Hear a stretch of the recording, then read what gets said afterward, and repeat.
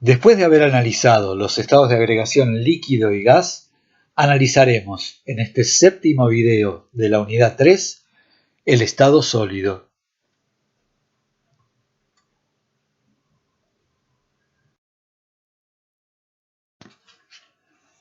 Aunque existen sólidos amorfos, la mayor parte de los sistemas sólidos son cristalinos, es decir, que presentan una estructura ordenada. Vamos a analizar en primer término cómo puede describirse una estructura ordenada y de dónde se obtiene información acerca de la misma. Luego, veremos con algo más de detalle algunos aspectos estructurales de tres tipos de sólidos: moleculares, covalentes, iónicos. Veremos algunos aspectos energéticos en términos de las interacciones presentes. También, cómo influyen estas interacciones sobre algunas propiedades de sólidos, principalmente vinculadas a procesos de transformación, disolución y fusión. Y en este último contexto, presentaremos muy brevemente sistemas con un grado de orden intermedio, cristales líquidos. En los sólidos cristalinos, las especies que los constituyen, moléculas, átomos, iones, se repiten en el espacio con cierta periodicidad. Se trata de estructuras periódicas. Un ejemplo de estructura periódica, en dos dimensiones, es la que se generaría si cubriéramos una pared con azulejos iguales, cada uno con un motivo, floral, en forma de estrella, etc. Desde lejos, las juntas entre azulejos no se aprecian, solo se ve el motivo repetido periódicamente. Podemos decir entonces, ya generalizando un poco de forma de incluir a los sólidos cristalinos, que una estructura periódica se genera o se describe como la propagación en todas las direcciones de una celda unidad con un motivo. Las dimensiones de la celda unidad nos indican cada cuánto se repite. El motivo, qué se repite. Una misma estructura periódica puede describirse con distintas celdas unidad. En ese caso, el motivo en cada una es diferente. En general, se busca aquella combinación que transmita más claramente la simetría de la red y los aspectos químicos del motivo, una molécula en lugar de 4 trozos de molécula, etc. También, distintos sistemas podrían presentar la misma periodicidad, pero con elementos repetitivos diferentes, con distintos motivos. Esta periodicidad, con celdas unidad de dimensiones atómico-moleculares, es decir, en la escala de algunos Angstrom o unos pocos nanómetros, está presente tanto en sólidos monocristalinos, como los que obtuvieron en el TP1, en los que la repetición periódica se extiende de un extremo al otro del monocristal, como en sistemas policristalinos o aún en polvos. En ellos, en cada grano, la orientación de las celdas unidad es la misma, pero varía de un grano al otro.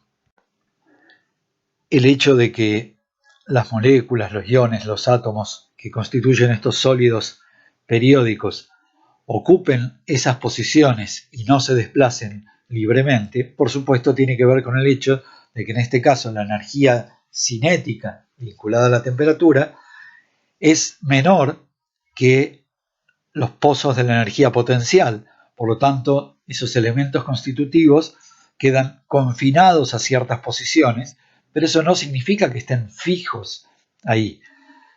Hay algo de movilidad, algo de energía cinética que se manifiesta en general en forma de oscilaciones alrededor de esas posiciones de equilibrio en la red.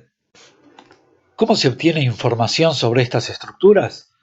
Experimentalmente, si uno dispone de monocristales y acceso a un difractómetro de 4 círculos, puede llevar a cabo un experimento de difracción de rayos X sobre alguno de esos monocristales. El tratamiento de esos datos permite determinar todas las distancias y ángulos entre átomos y así entonces también acceder a información acerca de distancias entre moléculas o entre fragmentos de moléculas. Si no se dispone de muestras monocristalinas, se puede llevar a cabo un experimento de difracción de rayos X sobre polvos con un equipo diferente. Ese experimento esencialmente informa cada cuánto se está repitiendo algo. Sumándole información de otras fuentes, pueden proponerse modelos aproximados de la estructura de ese sólido. Comencemos entonces por los sólidos moleculares, es decir, aquellos en los cuales podemos diferenciar claramente una molécula de sus vecinas. Los dos ejemplos que veremos no los seleccioné por su relevancia, sino porque los tengo a mano y porque permiten ilustrar algunos ejemplos de cómo influyen las interacciones intermoleculares en la organización. El primer ejemplo involucra un derivado del ácido benzoico. Está constituido por moléculas que incluyen un anillo aromático, no polar pero polarizable, zonas poco polares y otras más polares, incluso con posibilidad de formar puentes hidrógeno. Esta figura muestra una vista de la estructura periódica. Es tridimensional, pero estamos mirando a lo largo de uno de los ejes. En el centro se representa una posible celda unidad. Si miramos en detalle la parte central de esa celda unidad, veremos que las moléculas se presentan enfrentadas, cabeza a cabeza. Esa orientación es fácil de entender en términos de interacciones. El enlace oxígeno-hidrógeno de una molécula está polarizado con densidad negativa sobre el oxígeno y positiva sobre el hidrógeno. Casi enfrentado a él, el doble enlace carbono-oxígeno de la otra molécula está polarizado con densidad de carga positiva sobre el carbono y densidad negativa sobre el oxígeno. Además, este átomo de oxígeno presenta dos pares electrónicos libres, uno orientado hacia el átomo de hidrógeno de la molécula anterior. Es una situación propicia para la formación de un puente de hidrógeno, con sus componentes electrostática y de superposición orbitalaria. Entre las dos moléculas puede formarse un segundo puente de hidrógeno, simétrico respecto del primero. Si miramos en la tercera dimensión, estos pares de moléculas, dímeros supramoleculares, ya veremos esta expresión en el próximo video, se apilan unos sobre otros debido principalmente a interacciones dispersivas. Este segundo ejemplo de sólidos moleculares involucra dos compuestos de una serie. Ambos incluyen un anillo aromático con dos átomos de bromo en un sector de la molécula y dos átomos de oxígeno en el sector opuesto. En el primer compuesto, estos átomos de oxígeno están enlazados a grupos metilo, carbono e hidrógeno 3. En el otro, están enlazados a cadenas alifáticas CH2, CH2, CH2, CH3 largas de 10 átomos de carbono cada una. La estructura cristalina del derivado de cadena corta muestra un apilamiento de anillos aromáticos, pero con las moléculas giradas unas respecto de otras. Este apilamiento en columna resulta de una combinación de interacciones dispersivas y dipolares. Si miramos a lo largo del eje de las columnas, vemos que las mismas se organizan en un arreglo hexagonal. Eso permite maximizar las interacciones dispersivas entre columnas, pero también incluye otras interacciones que no veremos en esta materia de puente halógeno. En el derivado de cadenas más largas, en cambio, ya no hay apilamiento aromático. Si bien subsisten las interacciones de puente halógeno, la estructura parece gobernada por interacciones dispersivas de London entre las cadenas alifáticas. ¿Qué podríamos decir entonces para generalizar a partir de estos dos ejemplos? Que el estado actual del conocimiento no permite predecir la estructura de un sólido molecular desde cero, que en todos los casos las interacciones dispersivas juegan un rol importante y que en algunos casos pueden identificarse interacciones más específicas que contribuyen a la estructura, aunque su análisis excede el nivel de este curso. Siempre pueden distinguirse las moléculas individuales y eventualmente las interacciones entre moléculas en los sólidos moleculares. Las energías de estas interacciones intermoleculares son menores que las de los enlaces covalentes que forman cada molécula. En los sólidos covalentes extendidos, en cambio, cada átomo está enlazado por enlaces covalentes a sus vecinos, los que a su vez se enlazan covalentemente a otros vecinos, generando así un sistema covalente extendido. Algunos ejemplos son el grafito, una variedad del carbono en que cada átomo de carbono enlaza a 3 vecinos formando capas hexagonales. En el contexto de la teoría de enlace de valencia, cada átomo de carbono presentaría hibridación sp2. Las capas se disponen paralelas unas respecto de otras. En otra variedad de carbono, el diamante, cada átomo de carbono enlaza a otros 4.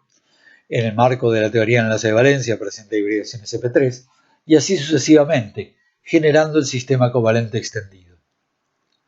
El silicio también presenta esta estructura diamante, aunque con una celda unidad un poco más grande, obviamente. No hay en estos sólidos covalentes interacciones intermoleculares, porque no hay moléculas individuales.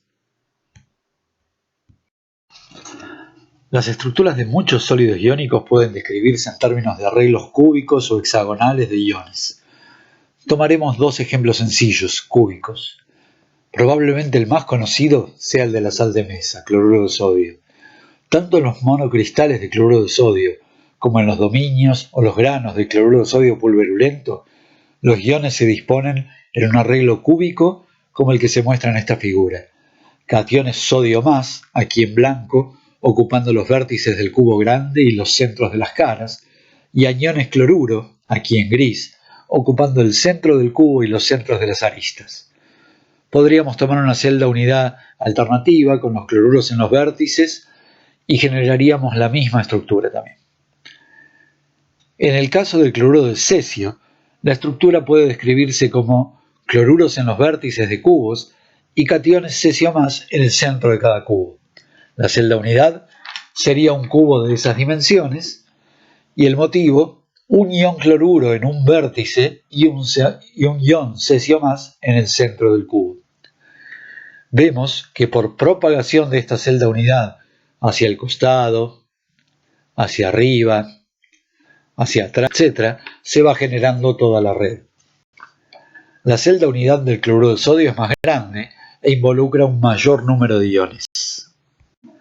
En todos los sólidos iónicos, cada ion está rodeado de cierta cantidad de vecinos de signo contrario, y no tiene sentido decir este ion está asociado a este vecino y no a este otro. No hay moléculas en estos sólidos.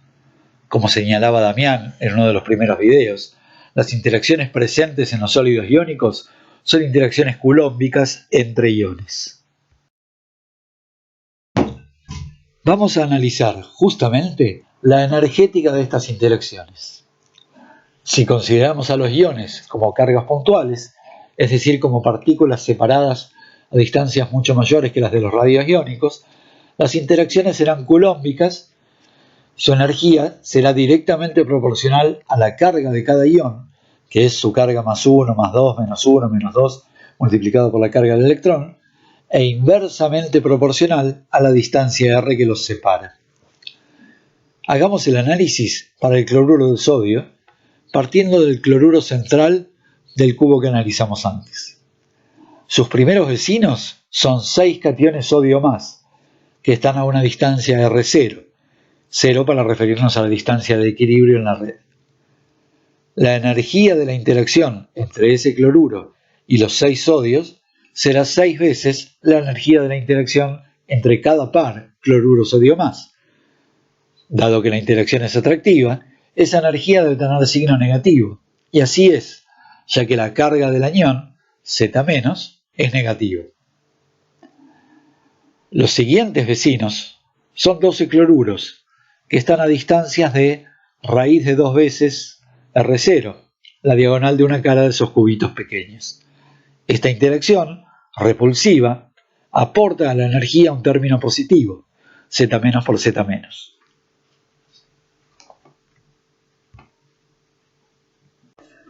Los siguientes vecinos son 8 cationes sodio en los vértices extremos del cubo, a una distancia de raíz de 3 veces R0, que contribuyen a la energía con un término negativo. Luego, 6 cloruros a una distancia 2R0, que contribuyen con un término repulsivo, etc.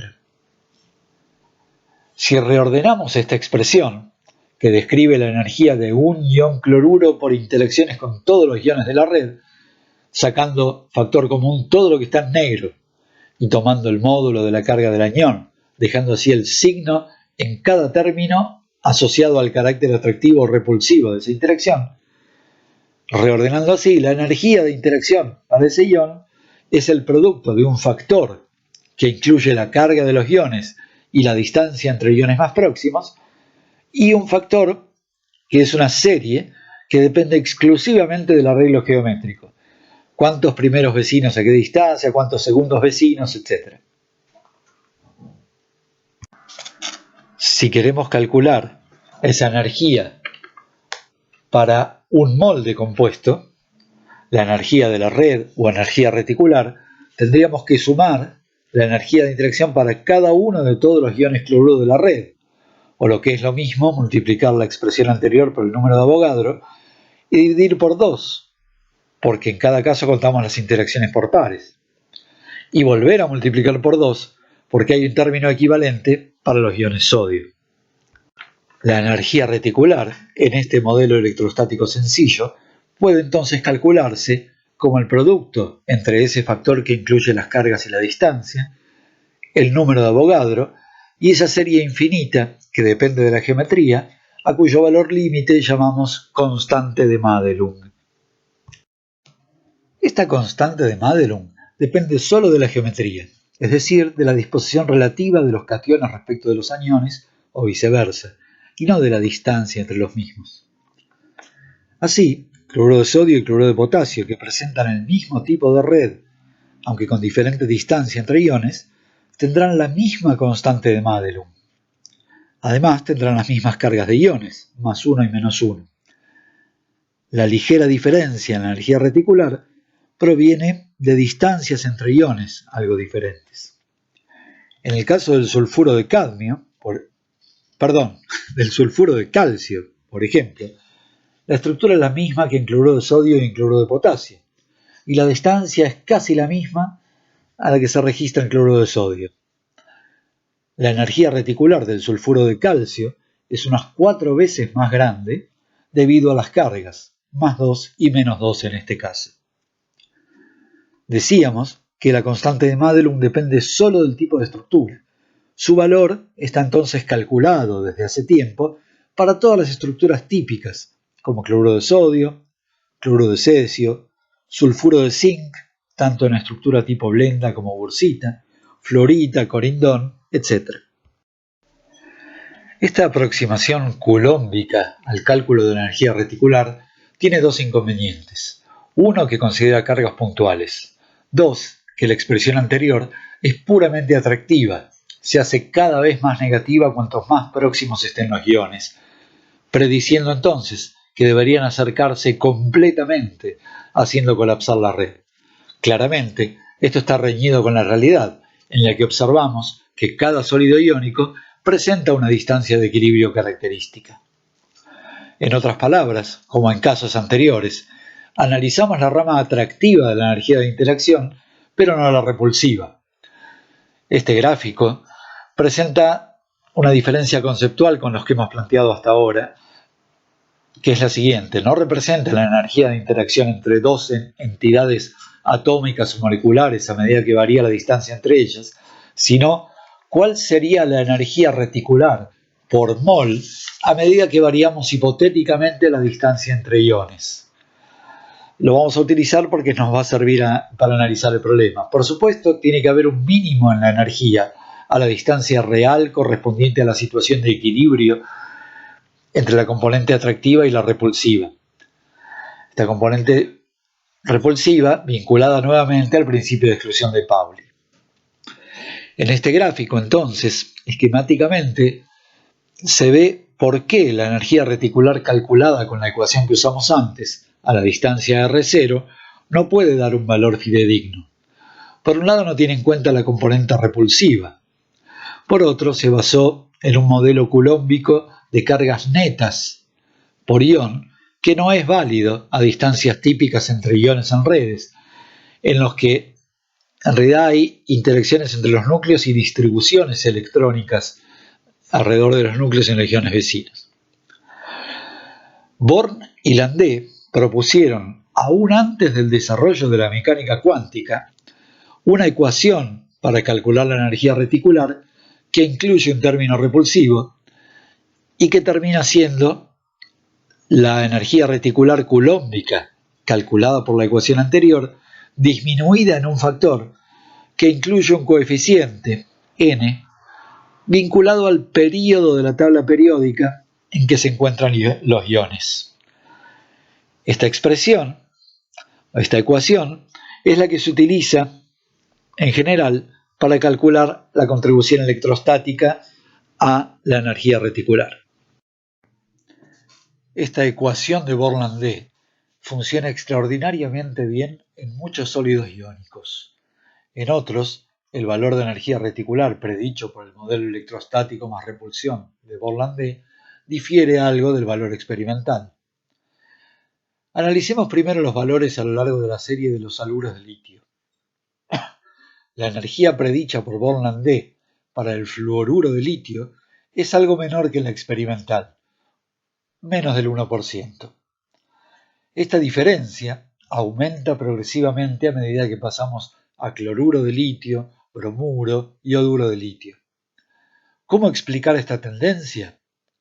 El ioduro es un anión más grande y por lo tanto más polarizable que bromuro. Este a su vez es más polarizable que cloruro y fluoruro. El catión litio más pequeño puede polarizar la nube electrónica del anión, llevando densidad electrónica hacia sí, con lo cual parte de esa densidad electrónica estará compartida entre los iones y no localizada exclusivamente sobre el anión. Con lo cual, a la componente esencialmente electrostática tenida en cuenta por Born-Landé, se le suma una cierta componente covalente que fortalece la red. Se ve justamente que esta componente extra cobra más importancia cuanto más polarizable sea el anión. En la serie de los haluros de plata vemos la misma tendencia. Además, esta covalencia es mayor para los haluros de plata que para los correspondientes haluros de litio, en sintonía con el hecho de que la plata es un metal mucho más electronegativo que el litio. Todos estos aspectos energéticos que hemos venido analizando tienen consecuencias sobre propiedades de los sólidos, por ejemplo, sobre procesos de transformación. Analizaremos primero una transición de fase, la fusión de sólido a líquido. En el ejemplo esquematizado aquí, las moléculas alargadas y con un dipolo ligeramente diagonal se organizarán en el sólido ocupando posiciones en una red periódica de forma de maximizar las interacciones atractivas dispersivas, alineando sus ejes longitudinales principales y de manera también de orientar adecuadamente los momentos dipolares. Al aumentar la temperatura, aumenta la energía cinética, alcanzando valores similares a los de la energía potencial de interacción, permitiendo el pasaje a la fase líquida. Un indicador de la facilidad o dificultad de esa transición es la temperatura de fusión, también llamada punto de fusión. En esta tabla presentamos las temperaturas de fusión de diferentes sustancias, todas ellas sólidas en condiciones ambientes. Las primeras tres, en verde, son sólidos moleculares. Vemos que tienen puntos de fusión moderados. La fusión corresponde en esos casos a vencer interacciones intermoleculares. Silicio y diamante, en gris, como ya hemos visto, son sólidos covalentes extendidos. La transición de fase implica en realidad romper enlaces covalentes y se necesita para ello una energía cinética mucho mayor, con temperaturas mucho más altas. De hecho, el diamante a esa temperatura pasa directamente a la fase gaseosa. Los últimos tres compuestos son iónicos, los hemos analizado. Presentan temperaturas de fusión altas, superiores a las de los sólidos moleculares, incluso en algún caso comparables a las de los sólidos covalentes. En este caso, al fundir, se vencen interacciones ion-ion. Además, la tendencia en los puntos de fusión se corresponde con la que ya analizamos en las energías reticulares.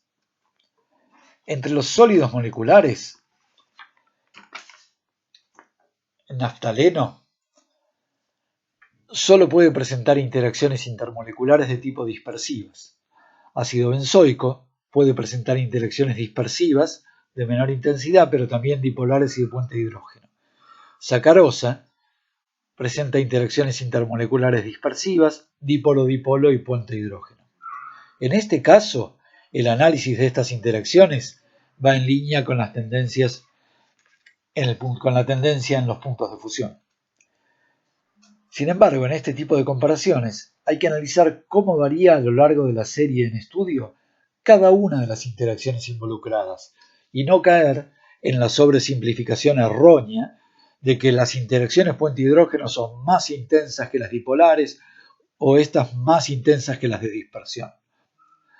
A modo de ejemplo, podemos notar que en condiciones ambientes, el agua, que presenta principalmente interacciones dipolo-dipolo y puente-hidrógeno, es líquida, mientras que yodo, que solo presenta interacciones de dispersión, es sólido. También puede suceder que un aumento paulatino en la temperatura, y por lo tanto en la energía cinética molecular, permita vencer algunas interacciones y no otras. En el ejemplo anterior, podría ser que cierto aumento en la temperatura permita vencer interacciones dipolo-dipolo, perdiendo el orden lateral, pero no la organización en capas. Un nuevo aumento en la temperatura puede llevar a una pérdida del orden de posición, pero no de orientación, y recién un nuevo aumento de temperatura lleve a la fase líquida que habíamos analizado antes. Estas situaciones intermedias entre la fase sólida cristalina y la fase líquida se denominan fases cristal líquido. Los ejemplos más comunes de este tipo de materiales comprenden moléculas alargadas, como el miristato de colesterilo, uno de los primeros cristales líquidos descubiertos, o el 5-cianobifenilo, utilizado en displays comerciales. Una característica importante de estos materiales a nivel molecular es que son mucho más polarizables a lo largo de la molécula que a lo ancho, es decir, tienen una polarizabilidad longitudinal mayor que la polarizabilidad transversal. Eso explica la organización molecular en la fase cristal líquido, pero también genera algunas de las propiedades físicas que los hacen aplicables tecnológicamente. Por ejemplo, esa polarizabilidad diferente según la dirección hace que presenten birrefringencia. Esta propiedad óptica, además de generar estas hermosas texturas cuando se los observa con luz polarizada, texturas que permiten identificarlos, es la que permite esa birrefringencia su aplicación como elementos de pantallas. Para activar cada píxel se aplica un campo eléctrico que logra reorientar las moléculas de cristal líquido debido justamente a la diferencia entre la polarizabilidad longitudinal y la polarizabilidad transversal. Otros ejemplos de aplicación de cristales líquidos son algunos termómetros con colores o las ventanas inteligentes que se activan o desactivan con campos eléctricos. El último tipo de transformación que analizaremos para sólidos es la disolución. Podemos representar esquemáticamente el proceso de disolución de un sólido molecular, cuyas moléculas estamos representando en verde, en un solvente líquido, cuyas moléculas estamos representando en rojo, como en esta animación, donde en realidad nos concentramos solo en el estadio inicial y en el final. En general, la solución presentará una situación más desordenada que las fases separadas, lo que contribuirá a la disolución. La importancia del desorden en la espontaneidad de procesos ya fue anticipada por Darío en los primeros videos y será abordada con más detalle en la unidad 5.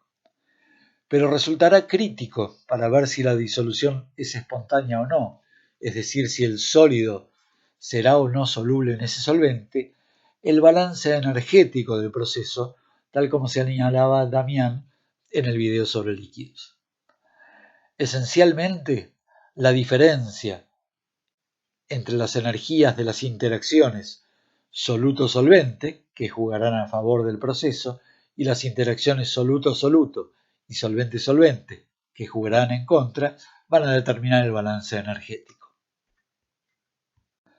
Para el caso de los sólidos iónicos, nos concentraremos en los procesos de disolución en agua. Este proceso involucra la pérdida de la organización de la red del sólido y de la estructura del agua en aquellos lugares en que estén los iones disueltos. Y, por otro lado, involucra la organización de moléculas de agua alrededor de los iones. Hidratación, un caso particular de solvatación. Los cationes están rodeados por moléculas de agua con la parte negativa del dipolo apuntando hacia ellos. Los aniones están rodeados por moléculas de agua con la parte positiva del dipolo apuntando hacia ellos. En el resto, en el seno del líquido, se mantendrá la estructura habitual del agua. El balance energético dependerá de los valores relativos de las energías de hidratación, de la energía de hidratación de cada uno de los iones, de la energía reticular y de la energía de interacción agua-agua. En algunos casos será favorable a la disolución ese balance energético, en otros no. Pero no siempre la disolución de un sólido iónico en agua llevará a una situación de mayor desorden. Los iones pequeños o muy cargados pueden organizar fuertemente el agua alrededor de ellos por interacciones ion-dipolo, generando situaciones muy ordenadas. Vale la pena recalcar, además, que estamos comparando el estado inicial y el final, y no nos estamos refiriendo al mecanismo a través del cual se produce la disolución, ion, por bloques, etc. Además de en la unidad 5, retomaremos la disolución de sólidos iónicos en las unidades 8 y 11.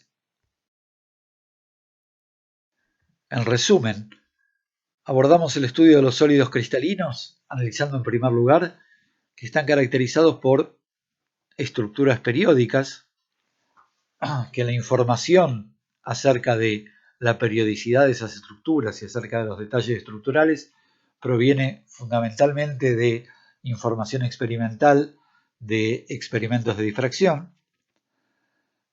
y que esas estructuras periódicas están caracterizadas por energías de interacción bastante más altas que la energía cinética, por lo que las moléculas, los iones que constituyen esos sólidos cristalinos están ubicados en ciertas posiciones de la red, aunque pueden tener alguna movilidad limitada en forma de oscilaciones, de vibraciones.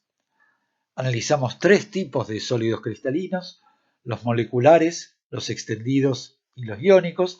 Los sólidos moleculares, caracterizados por interacciones intermoleculares de tipo dipolo-dipolo, dispersivas, puente hidrógeno, y que por lo general presentan puntos de fusión moderados, vinculados a la separación de moléculas unas respecto de otras, o a la pérdida de correlación de posición y orientación de moléculas unas respecto de otras, venciendo este tipo de interacciones.